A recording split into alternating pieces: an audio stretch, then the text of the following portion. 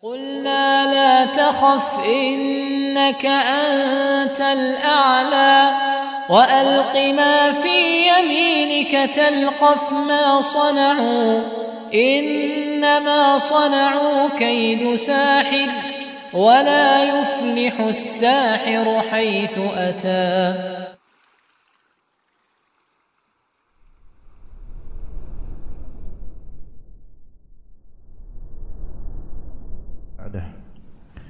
يا أيها الذين آمنوا اتقوا الله حق تقاته ولا تموتن إلا وأنتم مسلمون فإن أصدق الحديث كتاب الله وخير الهدي هدي محمد صلى الله عليه وسلم وشر الأمور محدثاتها وكل محدثة بدعة وكل بدعة ضلالة وكل ضلالة في النار. أما بعد, InsyaAllah ta'ala kita akan lanjutkan pengkajian tafsir surat Asy-Syams. Kita mulai insyaAllah dari ayat 7, sebenarnya ayat 8, namun ada kaitannya langsung dengan ayat 7 sampai akhir biidznillahi ta'ala. Setelah sebelumnya di pertemuan lalu, bulan lalu kita membahas yang diinginkan dari ayat 1 sampai 10, namun ternyata hanya bisa sampai ayat 7. Maka kita lanjutkan mulai dari ayat 7 sampai akhir biidznillahi ta'ala. Allah subhanahu wa ta'ala berfirman, wa nafsi wa ma sawaha fa'alhamaha fujuraha wa taqwaha qad aflaha man zakkaha wa qad khaba man dassaha kadzabat thamud bitaghwaha idzin ba'atha ashqaha فقال لهم رسول الله ناقة الله وسقياها فكذبوه فعقروها فدمدم عليهم ربهم بذنبهم فسواها ولا يخاف عقباها. Ayat ke-7 terlebih dahulu itu lanjutan dari beberapa sumpah Allah Azza wa Jalla, atau Allah Ta'ala bersumpah atas nama beberapa makhluknya yang besar. Mulai dari syams, matahari, al-qamar, bulan, an-nahar, siang, al-lail, malam, as-sama, langit, al-ard, bumi, dan kemudian yang paling kecil secara zat dari semua yang disebutkan, yaitu an-nafs, jiwa, nyawa.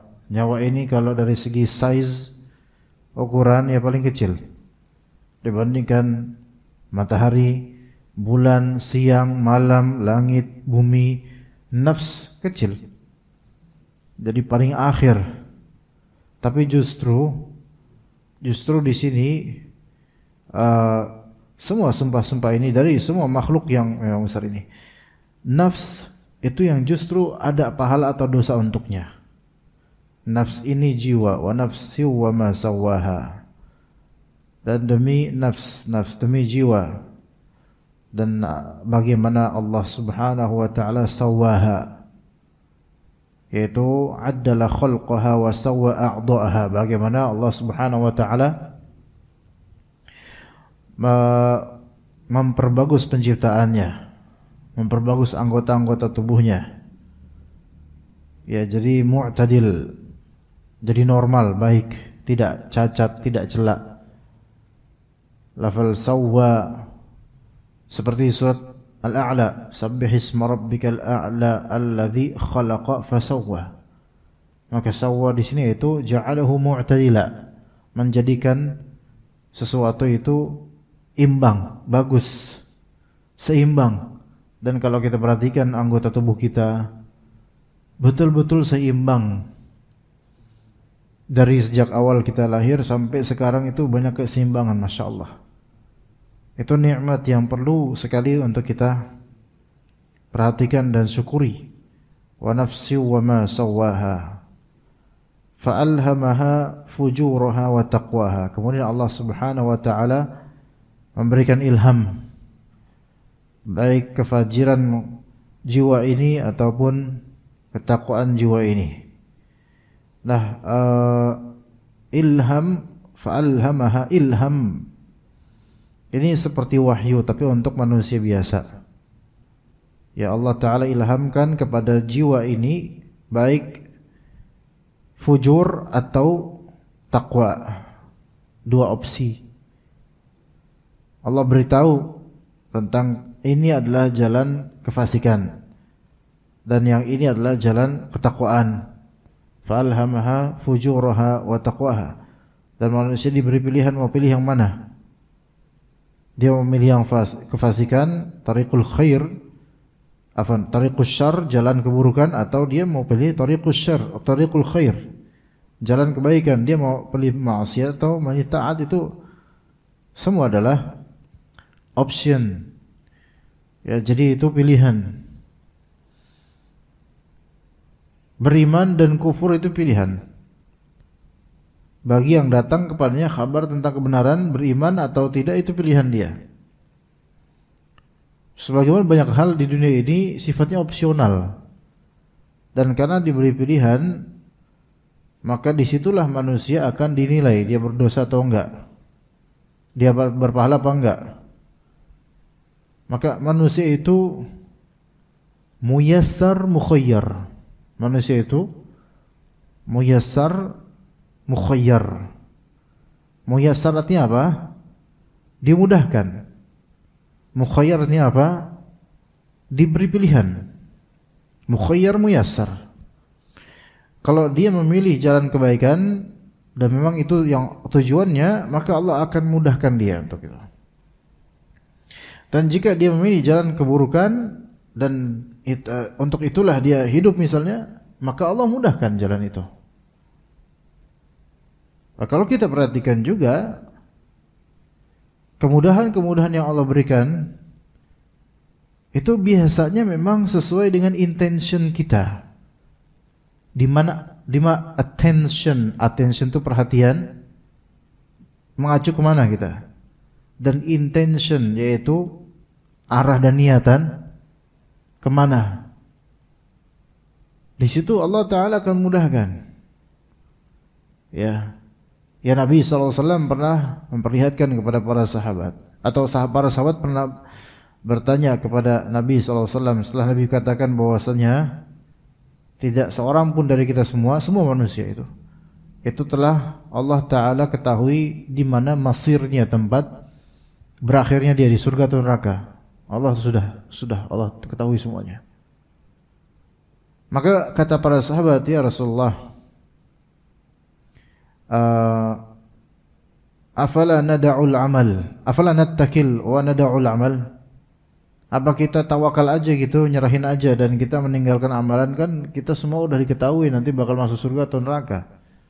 Takutnya kita udah capek beramal, taunya masuk neraka, dan orang-orang yang malas beramal malah masuk surga. Maka kata Nabi SAW, bali u'malu, beramallah kalian. Fakullun muyassarun lima khuliqalah. Fakullun muyassarun lima khuliqalah. Yaitu setiap insan, setiap nyawa manusia itu muyassar, dibuat mudah untuk tujuan dia, arah ciptaannya kemana nanti.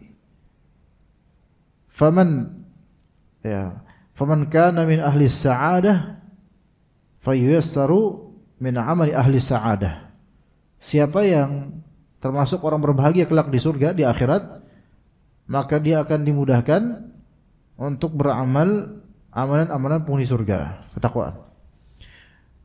Wa man kana min ahli syaqawah fayuyassaru min amali ahli syaqawah. Dan siapa yang juntrungan akhirnya akan menjadi orang yang sengsara, itu penghuni neraka, maka akan dimudahkan untuk beramal amalan penghuni neraka. Jadi setiap dari manusia itu Allah Ta'ala hamparkan fasilitas, ilham, kemudahan untuk sesuatu yang dia pilih. Sesuatu yang dia pilih. Ya, secara adanya consciousness, yaitu kesadaran dia. Kesadaran dia. Kalau orang gila kan bukan pilihan. Ya, dia emang udah gila, enggak waras. Dia enggak bisa memilih, makanya karena akalnya mahjub, akalnya tertutup atau mafqud atau hilang, maka tidak ada beban syariat untuk orang gila. Tapi orang yang waras itu diberi pilihan oleh Allah. Fa'alhamaha fujuraha wa taqwaha. Allah mengilhamkan pada nyawa manusia, jiwa manusia, jalan fajir dan jalan khair. Ya, jalan ketakwaan. Maka ini pilihan. Dan itu untuk kita juga semua. Karena jalan ketakwaan itu baik global yaitu Islam dan kufur. Itu jalan kefasikan kufur atau maksiat. Dan secara rinci juga begitu. Secara rinci opsi kita banyak. Ya, opsi banyak sekali opsi. Masalah misal kita ada misal nih kita bawa motor, masya Allah, mungkin motor besar dan mewah misalnya, ya, motor yang mengingatkan kita kepada perut ibu, ya, apa tuh Pak? Ninja, ya, karena dibalik janin, ya gitu. Nah, itu masya Allah tuh motor, ya, suaranya masya Allah. Taib. Orang kalau beli motor, dia tuh milih nggak sebelumnya? Apa dipaksa dia untuk beli itu? Enggak, dia milih, ya kan? Dia milih. Antum mau pakai motor yang mana? Mau beli motor apa? Kemudian untuk tunai atau kredit juga milih kan? Dan juga dengan uang apa, uang haram atau uang halal, atau uang pinjaman atau uang kas pribadi atau tabungan, itu juga pilihan. Banyak sekali pilihan untuk mendapatkan sampai mendapatkan motor itu. Nah, pilihan-pilihan ini kan, ini pilihan ketakwaan atau pilihan kefasikan atau gimana nih? Kemudian ketika pakai motor itu, ada yang ngebalap, masya Allah, dia lagi kayak gini, ya, lagi mamer-mamernya di tengah jalan, agak lembet gitu supaya banyak orang memperhatikan. Dibalap dia sama motor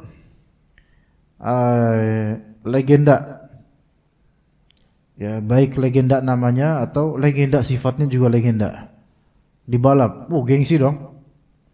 Hatinya kemudian merasa terangsang untuk apa? Ngebalap dia gitu. Taib. Antara mau ngebales balap atau diam nyantai, itu pilihan juga. Kalau ngebales maka kesombongannya bertambah. Kalau nyantai maka ya itu pilihan bagus. Itu sampai detail kayak gitu aja ada pilihan. Kalau nambah kesombongan, ingat kata Nabi SAW, la yadkhulul jannata man kana fi qalbihi mithqalu dzarratin min kibr. Tidak masuk surga siapa yang di kalbunya ada sekecil apapun dari kesombongan. Mau opsi meningkatkan kesombongan atau opsi menahan kesombongan itu. Tapi pakai motor kayak gini juga kadang susah juga kalau nggak sombong. Kalau mau tawadhu jangan pakai motor ini sebenarnya. Belajar tawadhu dengan motor gede susah. Antum kalau mau tawadhu naik sepeda poligon bekas, ya, tuh kalau mau tawadhu beli di pasar rumput, ya, bekas lagi, gitu. Nah, masalah ini sampai detail kayak gini pun Allah Ta'ala mengilhamkan ke manusia, ente mau pakai jalan kefajiran atau jalan kebaikan. Ini opsi manusia yang setiap kita itu punya kompleksitas dan kerumitan tersendiri dalam memilih. Semua dari kita. Kemudian kita sebagai suami, kepala keluarga, ya, yang mana kenapa sebagian ulama mengatakan bahwasanya talak di masa istri sedang haid tidak sah, tidak dihitung. Karena ulama beda pendapat, ya, masalah ucapan talak suami terhadap istri di masa istri tidak suci yaitu haid, ya, apakah sah atau tidak? Sebagian ulama mengatakan sah, sebagian ulama lain mengatakan tidak sah, ya, karena ini masuknya dalam talak bid'i namanya. Talak bid'i yaitu talak yang sifatnya bid'ah. Yang mensahkan mengatakan meskipun itu salah tetapi bukan berarti ini tidak sah, sah tetap talaknya, katanya gitu. Karena kata Nabi pun ada hal-hal yang seriusnya sah, gocekannya juga, bercandanya juga sah, diantaranya talak kan gitu. Nah, juga dalam masalah ini talak itu mestinya apa? Walaupun keadaannya lagi haid maka sah talaknya, kata sebagian ulama. Ada beberapa ulama mengatakan, oh talak untuk perempuan yang sedang haid tidak sah. Tidak sah. Taib. Kenapa dikatakan oleh ulama ini kok enggak sah? Apa hikmahnya? Hikmahnya karena perempuan di masa haid itu behaviornya itu beda.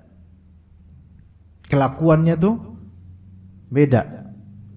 Menjelang haid aja udah mulai kelihatan kayak ada perbedaan. Terus di awal haid tambah aneh-aneh kalimatnya, emosinya. Yang kadang laki-laki nggak ngerti ini apa maunya gitu.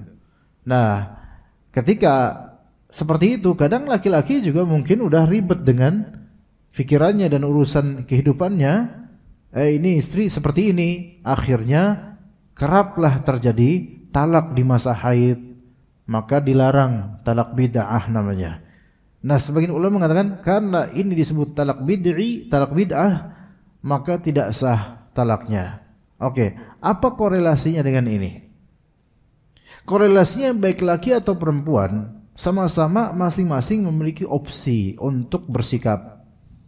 Yang perempuan diuji dengan rasa nyeri di perutnya karena mau haid atau sedang haid, kemudian badannya itu kayak diremes gitu, sakit dan seterusnya. Itu ada opsi dengan meradang seperti itu, mau marah atau enggak, mau bikin suami kesel atau enggak, itu opsi. Itu opsi, ya. Kemudian laki-laki juga punya opsi, dia mau menjatuhkan talak karena marah atau dia menahan lisannya dari talak, itu juga opsi semua. Sampai detail seperti ini, kita pun punya opsi yang mana di balik itu ada ketakwaan atau kefajiran. Ya. Itu opsi yang ada balasannya dari Allah. Ada opsi lain yang memang tidak ada sampai ke surga atau neraka di kehidupan kita. Kayak kita milih jalan, mau lewat mana, pulangnya, berangkatnya mau lewat mana, opsi mau naik motor atau misalnya dari rumah kediaman Anda di Jatisari ke ini Jati mana ya? Jati Makmur, ya. Jati Makmur atau Jati Ma'mur di sini aja? Jati Ma'mur, ya.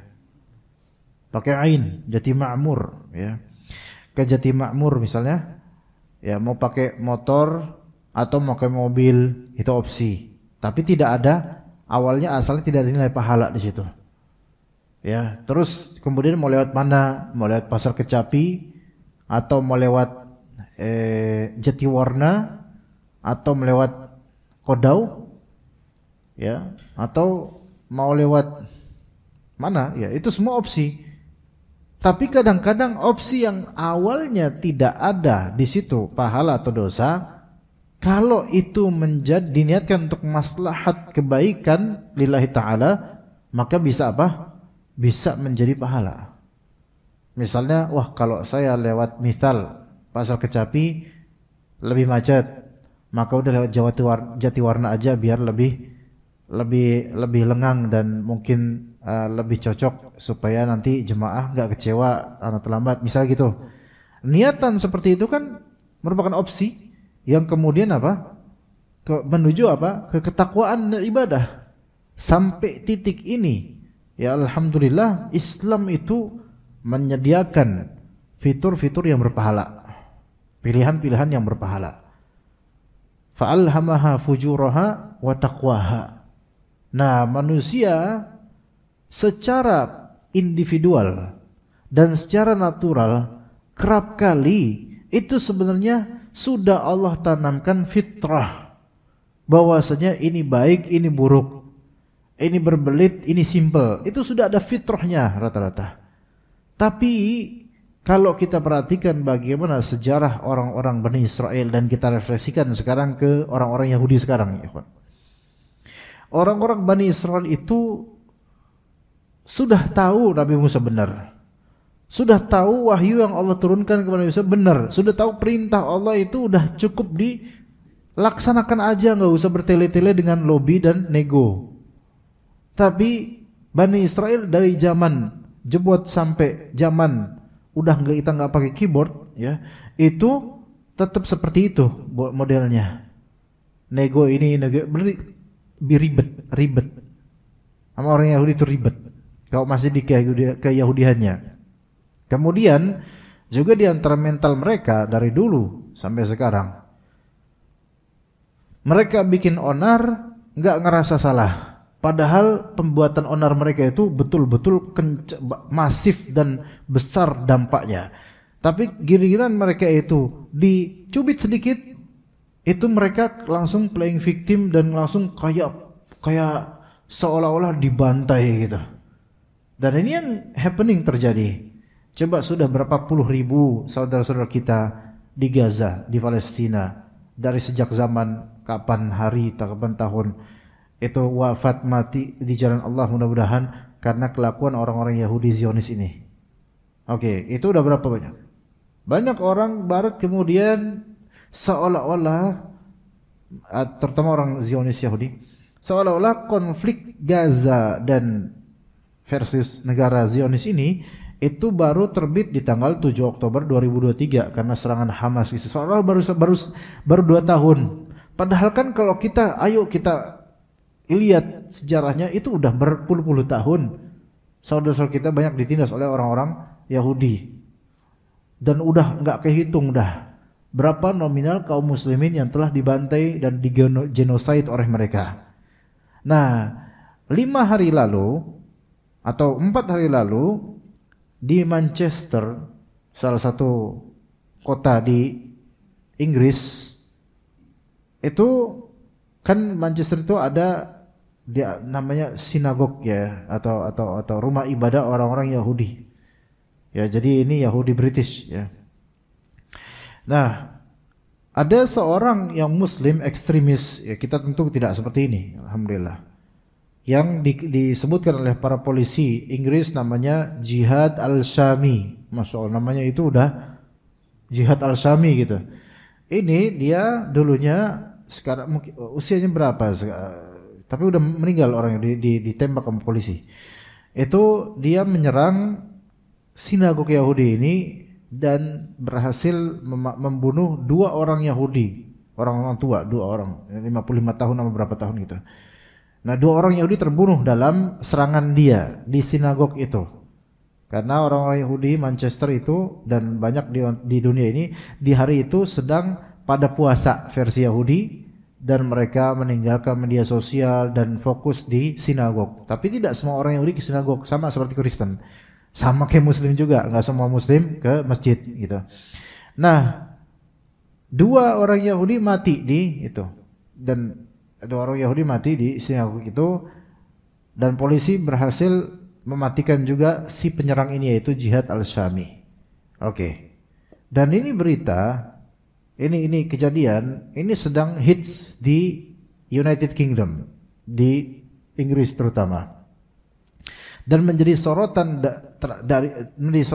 oleh orang-orang Yahudi sedunia. Nah, maksud Anda di sini gimana? Maksudnya apa? Banyak yang anak-anak mendengar sudah nggak tahu berapa jam Anda menyimak reportase dari Inggris dengan bahasa Inggris dan telepon dari banyak baik orang Yahudi, baik orang Nasrani, baik orang Muslim, bagaimana opini mereka tentang kejadian ini. Nah, sampai dari salah satu stasiun radio BBC itu sampai menelepon juga presiden Israel, namanya Ishak siapa gitu. Jadi presiden ada sendiri, perdana menterinya Benjamin Netanyahu, ini beda lagi. Tapi sama-sama Israel, sama negara Israel. Nah, yang mereka orang-orang Yahudi sudutkan adalah jihad versi Islam. Dan bahwasanya Islam ini memang memegang apa? Terorisme atau ekstremisme. Dan seolah-olah orang Yahudi itu sangat dirugikan dengan matinya 2 banget ini nih, ya. 2 orang ini, 2 orang Yahudi ini. Cuman 2 doang yang mati jemaah. Itu mereka kayak merasa sangat sedih, kehilangan. Ini adalah antisemitisme gitu. Ini biasa basi dari zaman 9 September zaman apa yang dulu tahun 2001 itu yang WTC itu. Zaman itu kan gitu terus dari dulu kayak gitu. Dicubit sedikit antisemit gitu. Ya. Ekstremis, Islam ekstremis gitu terus dari dulu Yahudi gitu. Nah, tapi giliran ditampakkan kalau cuma 2 versi berapa puluh ribu yang telah dibantai di Gaza oleh orang-orang Yahudi, mereka tutup mata. So, lihat sini. Fitrahnya kemana nih orang-orang Yahudi? Gitu loh maksud ana. Padahal Allah telah mengilhamkan fitrah pada diri manusia, jalan fitrah. Ini pembantaian puluhan ribu Muslim oleh Yahudi. Ini dan itu bukan sebatas oknum, bukan sekolah lagi itu orang Yahudi oknum itu. Oknumnya udah negara Israel, negara Zionis dan pemerintahannya. Berapa ribu orang oknumnya sekarang gitu kan. Membantai dan membuat mereka lapar sampai mati. Itu banyak orang saudara kita. Itu sampai puluhan ribu. Tapi untuk 2 orang Yahudi Manchester aja mati, itu kayak semanzilah dengan puluhan ribu orang Muslim mati. Lihat logikanya tuh.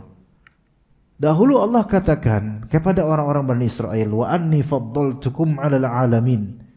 Wahai Bani Israel, ingat nikmatku atas kalian, bahwasanya aku mengunggulkan kalian untuk semua orang semesta alam ini, kalian adalah bangsa terunggul. Itu di surat Al-Baqarah kan ada.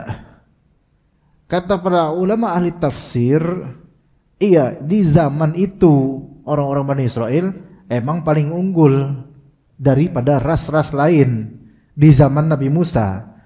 Kalau di zaman sekarang, ya itu nggak berlaku, gitu loh Pak. Jadi orang Yahudi kan sampai sekarang merasa kita adalah bangsa pilihan, gitu. Selain kita itu adalah human animal, yaitu binatang berbentuk manusia bagi mereka, gitu Pak. Jadi walaupun antum seganteng apapun bagi mereka, antum ya binatang juga gitu. Nauzubillah min dzalik dari kalam mereka. Nah, jadi mereka merasa sangat berharga diri mereka, sementara selain Yahudi itu mau ribuan puluhan ribu kayak mati itu mereka nggak nganggap. Mereka nggak nganggap. Lihat manusia ketika kehilangan seolah fitrahnya, ilham dari Allah itu hilang. Ya, ada manusia kayak gitu. Bahkan ini bukan hanya 1, 2, melainkan sebagian dari banyak orang Yahudi sekarang. Dari dulu sampai sekarang. Ada memang Yahudi yang memang mungkin kembali ke fitrahnya, ada rasa iba, terus pro Palestina itu ada emang. Ada Yahudi seperti itu memang ada. Taib fa'alhama fujuraha wa taqwaha. Jadi kefajiran dan ketakwaan pilihan. Dan fitrah yang sudah Allah berikan itu harusnya dipakai. Tapi sebagian manusia memilih untuk bertentangan dengan fitrah yang Allah Ta'ala berikan. Fa'alhama fujuraha wa taqwaha qad aflaha man zakkaha wa qad khaba man dassaha. Beruntunglah orang yang membersihkan jiwanya dan rugilah orang yang menelantarkan atau mengotori jiwanya. Di sini ada tazkiyatun nafs, ada tadsiyatun nafs. Tazkiyatun nafs di sini artinya membersihkan jiwa. Ini beruntung nih orang. Tadsiyatun nafs yaitu artinya mengotori jiwa. Ini juga pilihan. Ini juga pilihan. Mau dibersihin enggak jiwanya? Ya. Mau dikotorin. Itu pilihan. Bukan paksaan. Manusia yang mendapati hatinya kotor, itu berarti emang pilihan dia seperti itu. Bahkan pada asalnya Allah Subhanahu wa taala memurnikan hati manusia di awal penciptaan. Kata Nabi sallallahu alaihi wasallam, "Ma min mauludin illa yuladu 'alal fitrah, fa abawahu yuhawidanihi aw yunassiranihi aw yumajjisanihi." Tidaklah ada kelahiran melainkan dilahirkan dalam keadaan di atas fitrah, yaitu murni, bersih.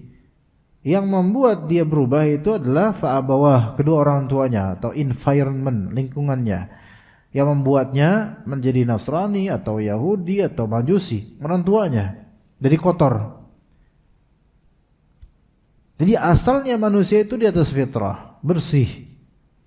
Namun kemudian lingkungan sekitarnya lah yang membuatnya kotor. Nah sekarang kita nih dengan kondisi seperti ini, kita mau pilih bersih apa kotor?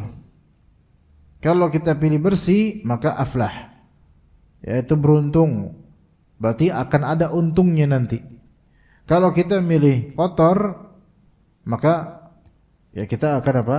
Merugi. Kita akan merugi. Kemudian kata Allah Azza wa Jalla di ayat berikutnya, itu udah ayat 10, ketika kita mulai sekarang ayat 11. Kadzabat Tsamudu bitaqwaha. Kadzabat Tsamud, kaum Tsamud telah mendustakan rasulnya bitaqwaha, karena mereka melampaui batas, yaitu berbuat zalim karena kezaliman mereka. Maksudnya di sini tughyan, yaitu seperti mujawazatul had fil isyan, yaitu berlampaui batas dalam masalah maksiat. Jadi tauhid atau tughyan itu gini, maksiat itu ada yang dianggap sebagai kewajaran karena dia manusia, maka ini belum bisa disebut tauhid ini orang. Karena kalau semua orang bermaksiat langsung disebut tauhid, maka nggak ada, semua kita tauhid semua berarti. Jadi kalau disebut tauhid itu yaitu maksiat yang sudah sampai kelewat batas kewajaran sewajarnya manusia yang punya salah, banyak salah. Ya. Jadi bukan hanya maksiat taubat jatuh lagi, maksiat taubat jatuh lagi di maksiat-maksiat biasa. Tapi ini emang udah kebangetan. Udah enggak mau taubat dia, atau sudah tidak lagi diwajarkan. Maka ini sudah sampai level tughyan namanya. Dan ketika sudah sampai level tughyan, manusia itu akan ada perubahan. Kalau maksiat manusia sudah sampai level melampaui batas wajar, maka akan ada perubahan. Manusia itu enggak ada yang, umumnya manusia baik itu enggak ada yang berubah drastis langsung buruk, kecuali ada muqaddimat. Ada banyak pengantar-pengantar. Gak ada Allah Ta'ala ganjari manusia yang taat full tiba-tiba langsung sesat. Enggak kayak gitu. Allah enggak seperti itu sunatullahnya. Melainkan kalau kita ngelihat ada orang sebegitu solehnya, tadinya baiknya, tiba-tiba langsung menyimpangnya jauh, itu ada muqaddimat. Muqaddimat jamak dari muqaddimah, yaitu ada prolog-prolog sebelumnya, ada pengantar-pengantar sebelumnya. Enggak serta-merta tiba-tiba aja dia langsung berubah gitu. Enggak ada kayak gitu. Melainkan sudah ditabung, dicicil kata demi kata, prinsip demi prinsip, maksiat demi maksiat, sampai udah menjadi apa? Kalla bal rana ala qulubihim. Udah saya gelap hatinya. Begitu. Ya. Jadi memang udah sering itu diam-diam terjadi. Makanya orang baru ngelihat pas langsung menyimpangnya aja. Ya, dahulu ada namanya Abdullah Al-Qasimi. Sekarang negara Saudi. Dulu Abdullah Al-Qasimi yang dia itu tadinya pembela Islam, pembela sunnah. Bahkan ada yang menjulukinya sebagai Syekhul Islam Ibnu Taimiyah kedua.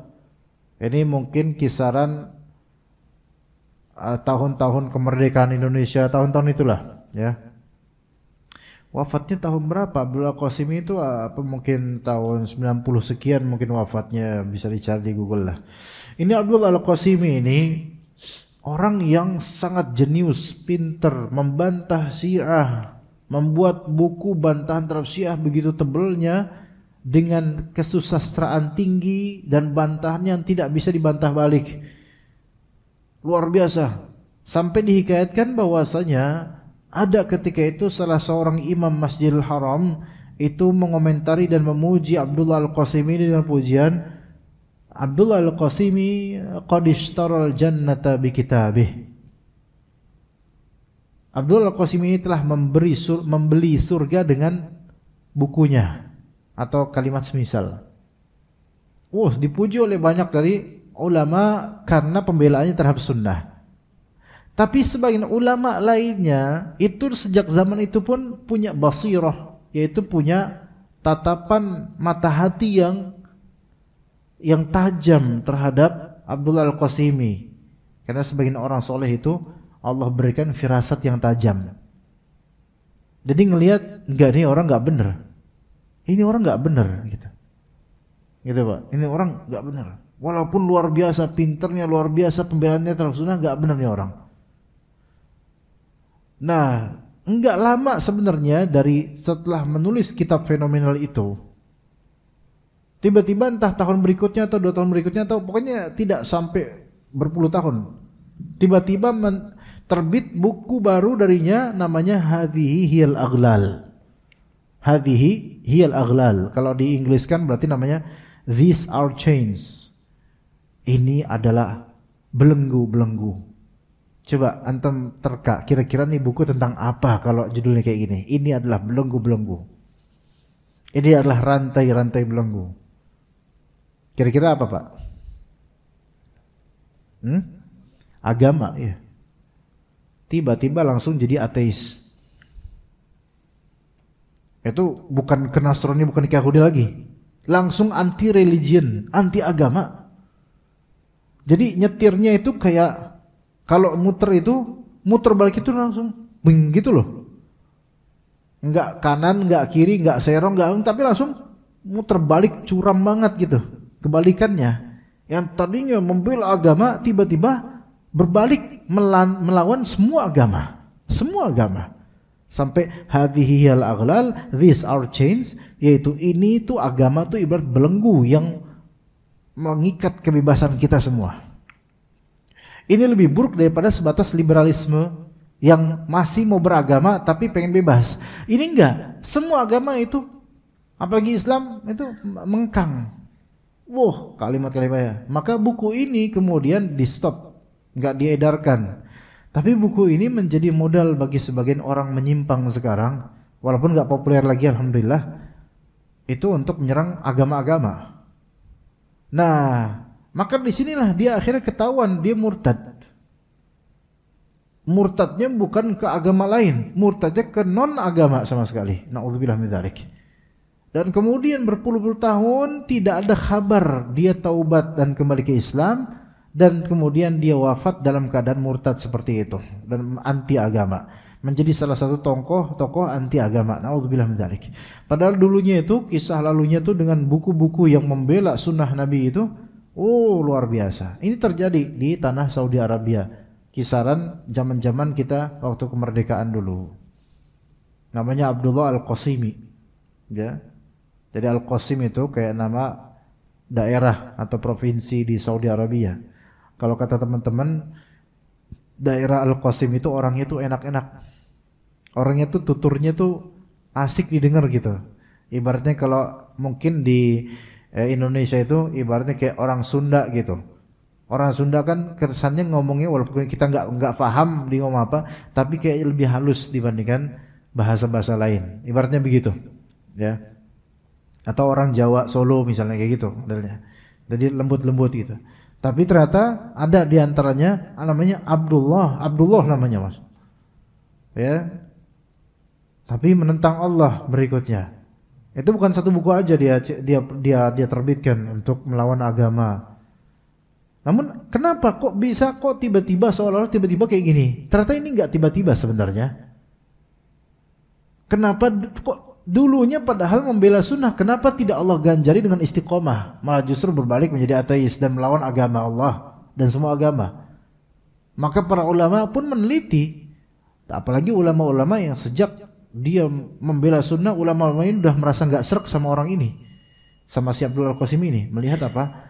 Adanya apa? Takabur dan ujub. Takabur dan ujub dalam muallafat, dalam karya-karyanya. Memuji dirinya, memuji kehidupan sendiri di karya-karya itu. Ya, itu terbaca itu, dibaca oleh beberapa orang ini, oh ini enggak benar ini orang nih. Maka benar firasat orang-orang soleh. Ya, kadangkala ada dai-dai yang masya Allah membela sunnah segitunya, tapi beberapa dai senior itu enggak, ini orang enggak benar. Karena melihat ada sisi-sisi lafal-lafal atau sikap-sikap yang ini justru kontra terhadap sunnah, kontra terhadap Islam gitu. Jadi bisa dibaca kadang-kadang begitu jemaah. Jadi nggak ada orang tiba-tiba sesat tanpa prolog, tanpa sebab, melainkan pasti sudah ada beberapa premis-premis sebelumnya sampai bom waktu itu terjadi begitu. Ya, kita azan dulu mungkin. Ya, setelah itu kita lanjutkan insyaallah taala.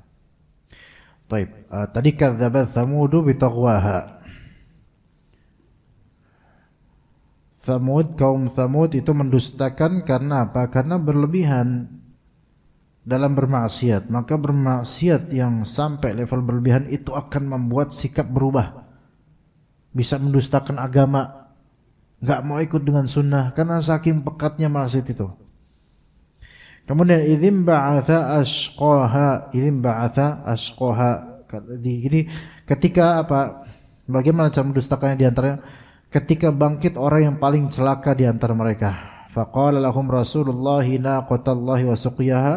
Lalu utusan Allah yaitu Nabi Saleh berkata kepada mereka, biarkanlah unta betina ini dari Allah, unta betina ini yang ini milik Allah, biarkan dia dengan minumannya. Jangan dia apa-apain. Nah, sudah diperintahkan begitu oleh Nabi Saleh. Mereka enggak menggubris arahan Nabi Saleh alaihissalam. Fakadzabuhu fa'aqaruha. Maka mereka mendustakan, yaitu enggak percaya dengan arahan Nabi Saleh alaihissalam. Fa'aqaruha, mereka pun menyembelih unta tersebut. Fadamdama alaihim rabbuhum bidzambihim fasawwaha. Karena itulah Allah Ta'ala Rabb mereka membinasakan mereka dengan sebab dosa mereka, lalu diratakanlah dengan tanah. Jadi binasa dengan mudahnya gitu. Wala yakhafu 'uqbaha, dan Allah itu tidak takut terhadap akibatnya, yaitu apa yang Allah lakukan terhadap manusia. Itu manusia enggak bakal bisa memberi atau mengirim madarat ke Allah Azza wa Jalla. Dan karena dia adalah raja. Ya, tidak akan ada yang mampu untuk melawan Allah Subhanahu wa taala. Ketika Allah ingin menghukum seseorang, Allah tidak akan menyesali sesuatu. Tidak akan ada yang ditakuti oleh Allah. Enggak mungkin Allah Ta'ala takut akan siapapun. Ya, karena dia tidak ada di antara sifat Allah takut, enggak ada. Walaupun dalam kitab Al-Burhan fi Ulumil Quran karya Az-Zarqashi Asy-Syafi'i itu ada menyebutkan tafsiran sebagian ulama tentang ayat Allah Ta'ala di surat Fatir. Innama yakhshallaha min ibadihil ulama'u, ya. Innama yakhshallaha min ibadihil ulama'u. Artinya kalau pakai i'rab ini, kalau pakai seperti ini, yaitu sesungguhnya yang takut sama Allah daripada hamba-hambanya itu hanya para ulama, yaitu orang-orang berilmu yang takut pada Allah. Nah, ada beberapa ulama, beberapa gelintir ulama, enggak banyak, yang mereka membaca innama yakhshallahu min ibadihi al-ulama'a, yang artinya sesungguhnya Allah takut kepada sebagian hambanya berupa ulama. Allah takut sama ulama. Itu ada yang nafsirin kayak gitu. Maka dikatakan oleh sebagian ulama ahlus sunnah, ulama pada banyak umumnya, bahwasanya ini penafsiran yang sangat batil. Karena Allah Subhanahu wa taala tidak pernah gentar akan apapun, takut akan apapun. Walaupun ini ulama. Ya, Allah enggak takut ketika ingin menghukum. Allah tidak takut ketika mengancam siapapun. Kita manusia, makhluk manapun, kalau ngancam seseorang, itu kadang kita mikir dulu konsekuensinya. Ya enggak? Coba kalau kita misalnya ngancem orang di bawah kita, itu masih ngapain takut, nih kan orang bawahan. Ya, tapi kalau kita misalnya di jalan, ya kita naik motor, terus ada mobil Pajero Sport, udah gitu ada logo TNI-nya, ya, antum kesel sama itu, antum giniin, kira-kira mikir nggak tuh, gitu kan?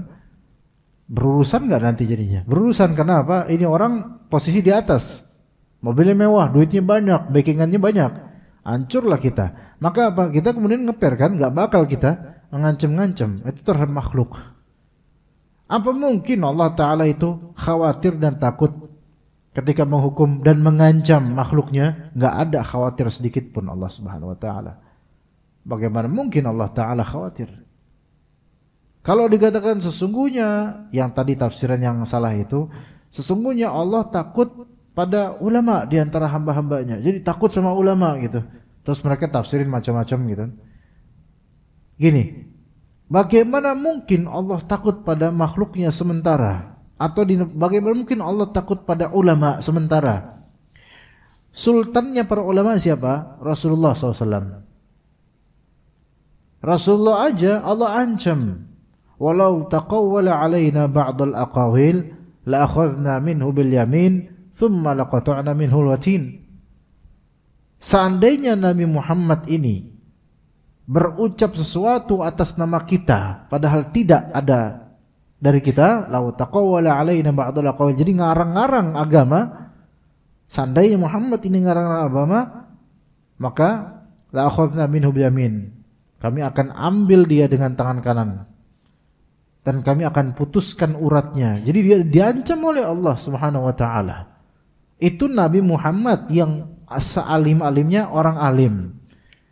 Maka Allah tidak ada gentar takut dalam mengancam siapapun. Nah, di sini konteksnya Allah menghukum kaum Tsamud karena tidak ikut dengan arahan Nabi Saleh alaihi salam, yang mana Allah uji kaum ini dengan menghadirkan di balik bebatuan itu tiba-tiba muncul seekor unta yang itu spesial punya Allah dan jangan diapa-apain. Dan Allah Ta'ala jadikan itu eksis, ada sebagai ujian. Ini kira-kira kaum Tsamud ini bakal macem-macemin gak nih? Kalau macem-macemin bakal kena mereka nanti hukuman. Kalau mereka ikut arahan Nabi Saleh, maka mereka akan aman-aman saja. Namun ternyata itulah yang terjadi. Akhirnya Allah Ta'ala kemudian hukum mereka dan Allah Ta'ala ratakan mereka dengan tanah sebagai hukuman yang wala yakhafu uqbaha. Allah tidak khawatir, tidak takut, tidak merasa dirugikan dengan apa yang dia lakukan dari hukuman itu. Dari sini kita bisa pahami jemaah. Orang kalau menghukum kita atas kesalahan kita, mungkin orang itu masih punya iba atau khawatir nanti nggak enakan, nanti bakal keluarga kita marah sama orang itu masih mungkin antar manusia. Tapi kalau Allah ketika menghukum siapapun, Allah nggak mengkhawatirkan siapapun terhadapnya, karena Allah yang menciptakan semuanya. Dan Allah maha bijak, orang yang Allah hukum berhak dihukum, orang yang Allah selamatkan berhak selamat, orang yang Allah rahmati berhak dirahmati. Orang yang dijebloskan neraka memang berhak semua yang Allah Ta'ala putuskan itu hak semua. Dan siapapun yang menggugat, Allah tidak akan gentar, tidak akan takut sama siapapun. Sama siapapun. Dia di sini berarti kita juga harus apa? Kita harus juga berpikir bahwasanya kalau Allah Subhanahu wa Ta'ala menundukkan kita dengan hukumannya, maka kita nggak bisa ngancam siapapun, apalagi Allah.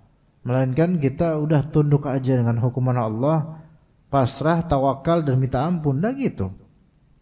Ya, ketika Allah Ta'ala sudah membuat kita tertunduk dengan hukuman darinya, maka ya udah, tawakal ala Allah, kembali ke Allah, taubat kepada Allah. Kita nggak bisa lagi ngancam siapa, apalagi Allah Azza wa Jalla. Ya, sebagian dari orang, apalagi didikan sinetron, itu ketika mendapatkan takdir yang buruk, itu mempertanyakan Allah dan menggugat Allah. ya, kemudian menyalahkan Allah, naudzubillah min dzalik.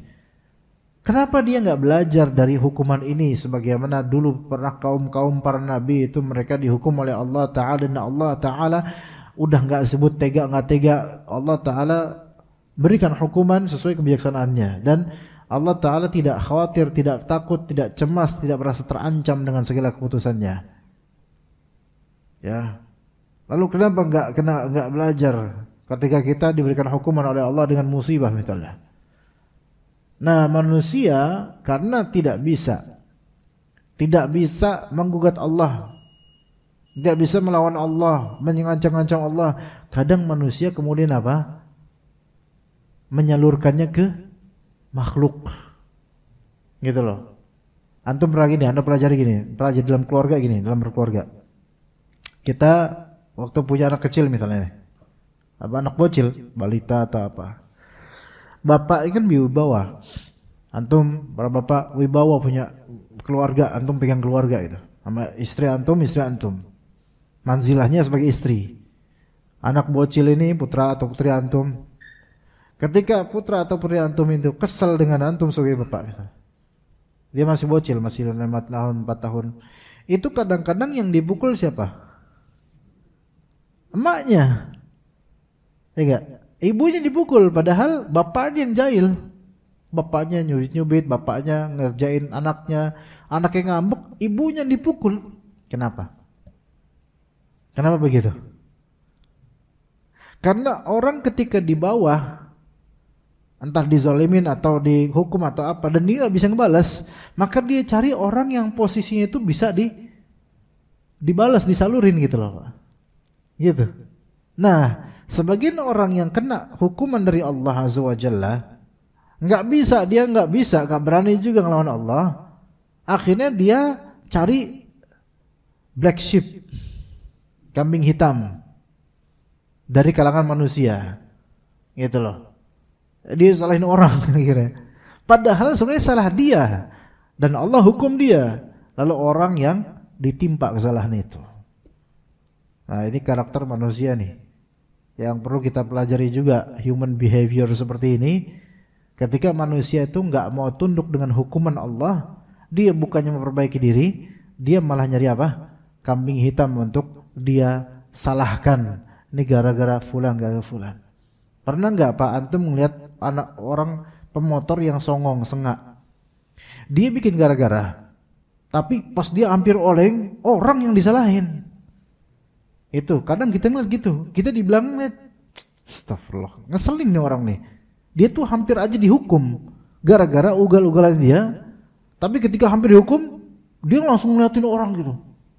Padahal dia salah sendiri. Gitu. Seperti itu. Orang yang pertama kali berteriak, siapa nih yang kentut? Biasanya dia. Gitu. Jadi ini kadang playing victim sendiri dan seterusnya. Itu manusia seperti itu.